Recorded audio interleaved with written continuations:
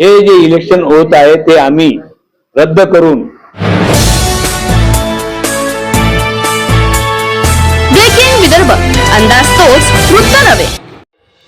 वर्ध्यात नगरसेवक पदासाठी निवडणूक रिंगणात असलेले भाजपचे वर्ध्यातील प्रभाग क्रमांक 9 ब चे उमेदवार प्रदीप सिंग ठाकूर यांच्या नामांकन अर्जावर आक्षेप घेतल्यावर हे प्रकरण जिल्हा सत्र न्यायालयात गेले, त्यानंतर ते उच्च न्यायालयात देखील गेले। दरम्यान निवडणूक आयोगाने त्यांच्या प्रभागाची निवडणूक रद्द करीत पुढे ढकलली। पण महाराष्ट्रातील नगर परिषद निवडणुकींचा मतमोजणीचा निकाल दिनांक 3 डिसेंबर हा कायम ठेवण्यात आला होता। मतमोजणीनंतरचा निकाल हा पुढे होणाऱ्या 20 डिसेंबरच्या निवडणुकीवर प्रभाव पाडणारा ठरणार असल्याने प्रदीप सिंग ठाकूर यांनी नागपूर येथे उच्च न्यायालयात धाव घेतली, याचिका दाखल करीत निवडणूक निकाल हा पुढील निवडणुकीवर आणि मतदारावर प्रभाव टाकणारा ठरेल असा युक्तिवाद प्रदीप सिंग ठाकूर यांच्याकडून करण्यात आलाय। त्यावर न्यायालयाने निर्णय दिलाय। आता निवडणुकीच्या मतमोजणीचा दिनांक हा 3 डिसेंबर ऐवजी 21 डिसेंबर करण्यात आलाय। प्रदीप सिंग ठाकूर यांच्या याचिकेवरील निकालानंतर आता तारीख बदलवण्यात भाजपचा हात असल्याचं भाजपवर आरोप देखील व्हायला लागले।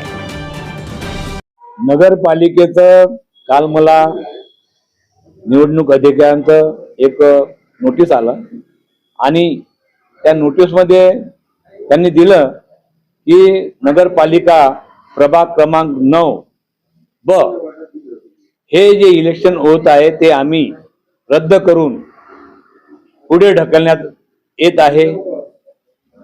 तर ते नोटीस पाहिल्याबरोबर मी आजच्या तारखेवर जी प्रभागामध्ये जी निवडणूक रचना तयार केली होती, कार्यकर्त्यांनी जो परिश्रम घेतलेला होता, रॅल्या काढल्या, घरोघर जाऊन मतं मागितली आणि आज ते इलेक्शन माझं होत नाही आणि ते इलेक्शन माझं पुढे ढकलण्यात आलंय, तेव्हा मला थोडा मी नाराज झालो होतो आणि मी पाहिलं की 12:30 वाजता मला नोटीस हातात देतात।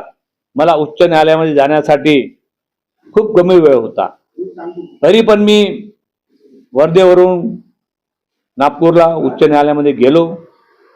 तिथे मी माझी पिटिशन दाखल केली आणि योगाने माझी पिटिशन तिथे सबमिशन झालं आणि त्याचा निर्णय आज 10:30 वाजता उच्च न्यायालयाने माझं ऐकून घेतलं। मी त्यांना सांगितलं की 20 तारखेला जर माझं इलेक्शन होत असेल तर संपूर्ण महाराष्ट्रात मतमोजणी ही 21 तारखेला व्हायला पाहिजे, कारण की 3 तारखेला जर मतमोजणी झाली तर माझ्या मतदातावर याचा फरक पडेल।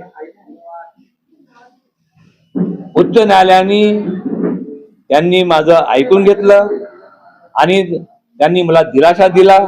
आजच्या निर्णयावर मी आज खुश आहे। माझे कार्यकर्ते, महाराष्ट्रातले माझे मित्रमंडळी ज्यांच्यावर हा जो अन्याय झाला होता ते सर्व लोक खुश आहे।